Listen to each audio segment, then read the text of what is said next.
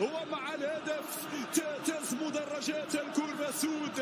قلت مشاهدينا الكرام أفضل سيناريو هدف قبل نهاية الجولة الأولى. الجوليادور الجديد للعالم الرجاوي حمزة خابة. نعم هنا طريقك نحو الشباك، عاشق الشباك. يا سلام على التمريرة مليمترية، مذكور العرضية لو انتهت بالثانية الهطي.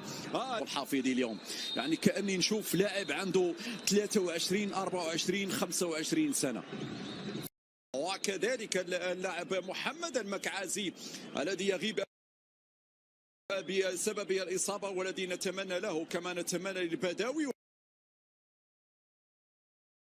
وبقية اللاعبين بولاكسوت وأيضا رحيمي